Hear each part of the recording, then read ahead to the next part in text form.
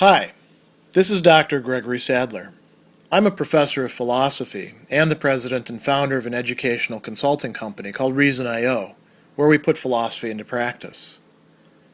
I've studied and taught philosophy for over 20 years, and I find that many people run into difficulties reading classic philosophical texts. Sometimes it's the way things are said or how the text is structured. But the concepts themselves are not always that complicated, and that's where I come in. To help students and lifelong learners, I've been producing longer lecture videos and posting them to YouTube. Many viewers say they find them useful. What you're currently watching is part of a new series of shorter videos, each of them focused on one core concept from an important philosophical text. I hope you find it useful as well.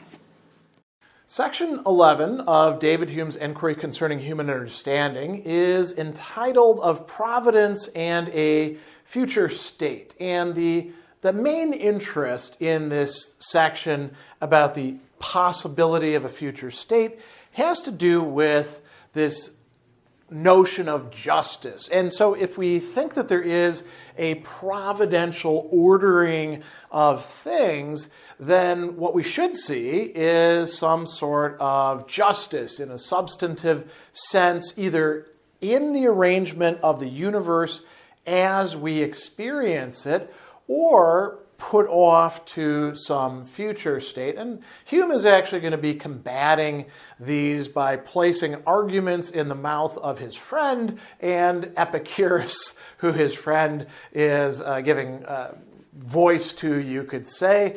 But these are actually Hume's own arguments. So the first place to look in this is this discussion of the Epicureans. And this is Epicurus defending himself to the Athenians. And he says, I deny a providence, you say, and supreme governor of the world who guides the course of events and punishes the vicious with infamy and disappointment and rewards the virtuous with honor and success in all of their undertakings. And this is indeed the way some people view providential ordering of the universe by some good and just, actually superlatively good and just God. And the Epicureans rejected that. The Epicureans, by the way, didn't think there were no gods. They just thought that the gods don't care about human beings, and that's why the gods are so happy, because they just do their god things off in some other place, and they leave us here in this world, which is, largely governed by interactions of matter and then randomness and stuff like that. So, the Epicureans get charged as being atheists, as denying providence, and they actually do deny providence. They don't think that there's any sort of intelligent arrangement of the world other than perhaps in human affairs. But Epicurus, at least in this thing, is saying that doesn't really matter because you can still have a commitment to all the things that people who claim that they care about justice and think that there could be reward and punishment, all the things that they say matter. So he says, I don't deny the course itself of events, which lies open to everybody's inquiry and examination. I'm fine with looking experientially at the world and reasoning from that. And what can I actually reason about in human affairs?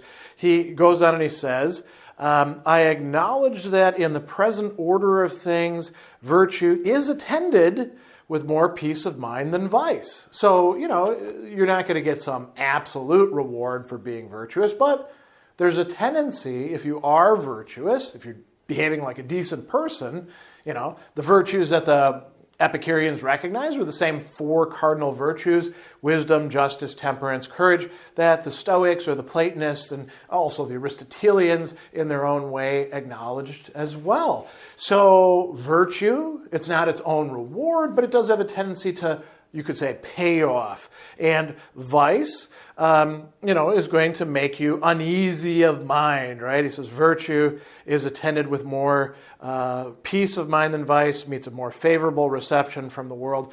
And also friendship. Friendship is the chief joy of human life. I mean, historically, the Epicureans did think this, right? Epicurus himself says that friendship is a great, valuable thing.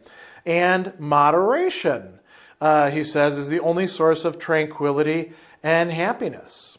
He goes on, he says, I never balance between the virtuous and vicious course of life. I'm sensible that to a well-disposed mind, every advantage is on the side of the former, the virtuous life. So even if you don't believe in a providentially organized universe, you can still behave like a good person. You can be virtuous. You can cultivate friendships. You can engage in moderation. You can be happy.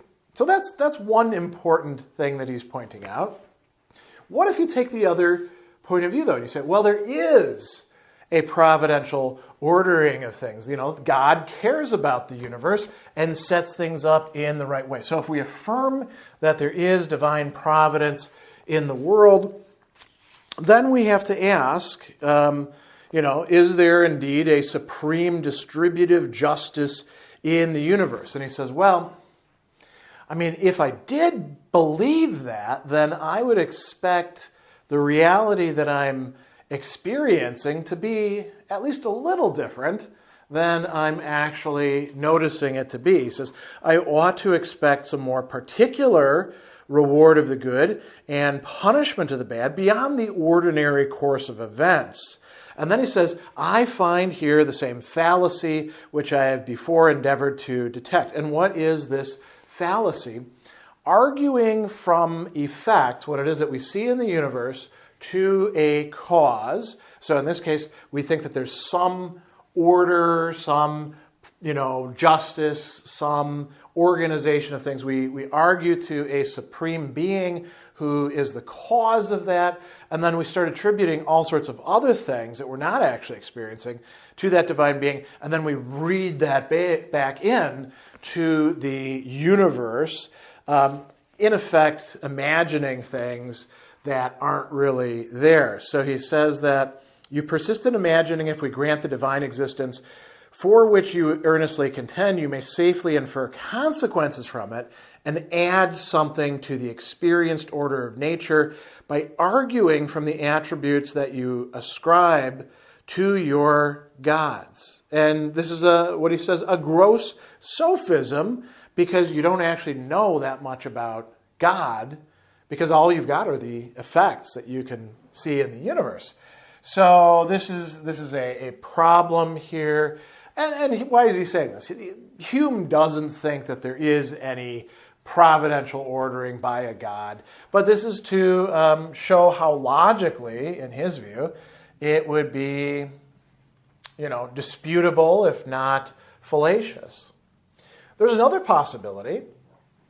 This is one that many religious people do take, which is to claim that there is some sort of afterlife. And, the universe itself doesn't give us complete justice, but in that afterlife, everything is going to be reckoned and rectified, you could say. So he says that, what must a philosopher think of those reasoners who, instead of regarding the present scene of things as the sole object of their contemplation, so far reverse the whole course of nature as to render this life merely a passage to something further, a porch which leads to a greater and vastly different building, a prologue which serves only to introduce the piece and give it more grace and propriety. What are we talking about there? This is a very fancy way of talking about heaven and hell, or some sort of afterlife where there'd be a judgment. And he says, where do philosophers derive their idea of the gods? From their own conceit and imagination, surely, right?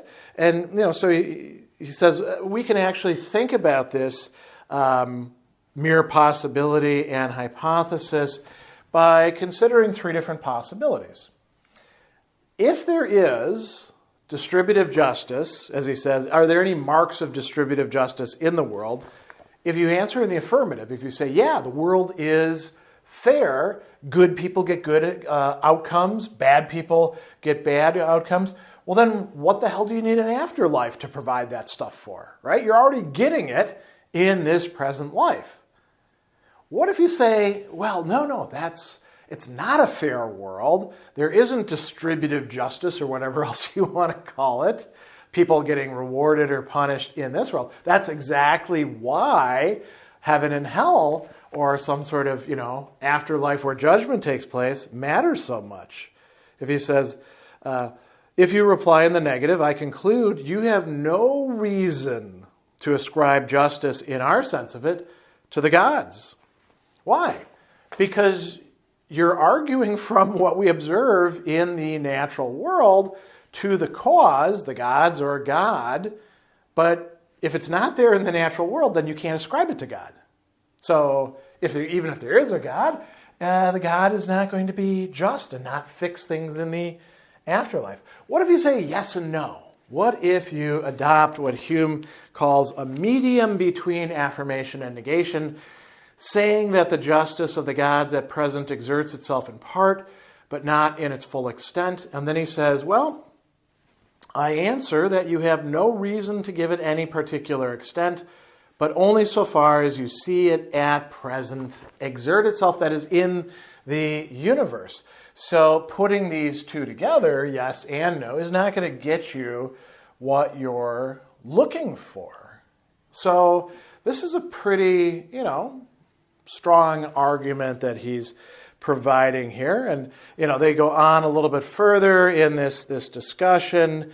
And then, Hume suggests that, maybe there could be like an argument from design, and his friend combats that. And he points something out that is very important both in, you could say, an epistemological and a moral sense. He says there's an infinite difference of the subjects between human beings and God.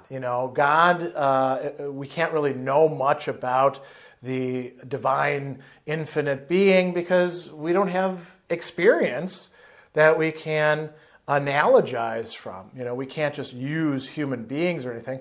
So how much goodness and justice can we actually attribute to the deity? As much as we actually see in the world. And maybe that's not an awful lot.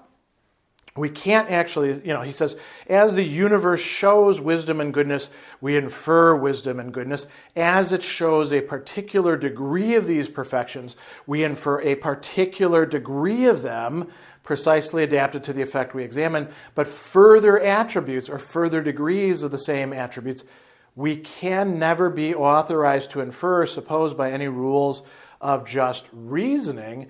Greater good produced by this being must still prove a greater degree of goodness. A more impartial distribution of rewards and punishment must proceed from a greater regard to justice and equity. Now, if we can't actually see this in the world, then why are we attributing it to God, about whom, if he exists, we don't really know much of anything, and we cannot analogize from human beings, because human affairs are not analogous to divine affairs, and human beings are not analogous to God. So he goes on and he says, this is why we make this mistake, right? He says that we consider ourselves as in the place of the Supreme Being, and we conclude that he will on every occasion observe the same conduct which we ourselves in his situation would have embraced as reasonable and eligible. And he says, that's really an illegitimate way to reason. Why?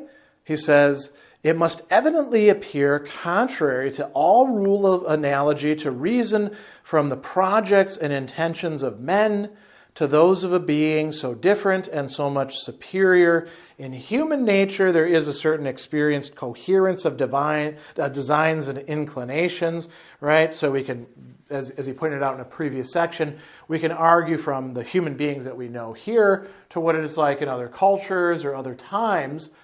We cannot do that with a being that is so radically different, as we assume, from ourselves. So, that kind of demolishes a lot of people's approaches to claiming that there is some sort of well-distributed justice because we know God is super, super just. If Hume is right about this, and it's kind of an open question whether he is in his reasoning, well, then we wouldn't be able to ascribe that to God. Now, he does close this on an interesting note. He says, this is him talking to his friend, There is one circumstance which you seem to overlook. Though I should allow your premises, I must deny your conclusion. You conclude that religious doctrines and reasoning can have no influence on life because they ought to have no influence, never considering that men reason not in the same manner that you do, but draw many consequences from the belief of divine existence and suppose that the deity will inflict punishments on vice and bestow rewards on virtue beyond what appear in the ordinary course of nature. Whether this reasoning of theirs be just or not, it is no matter. Its influence on their life and conduct must still be the same. What is Hume actually saying there? Lots of people are terrible reasoners and accept all sorts of ideas from, religious doctrines or philosophies that they have no business, if they're being, truly reasonable, accepting. Well, people do, in fact, do that. And so all these, reasonings that we have that would say, well, you can't actually show that there's a providence or claim that there's a providence. Most people don't worry about that at all. They think that there is, and they're going to behave that way. So if that keeps the honest people honest, so to speak, Hume doesn't see a problem with that.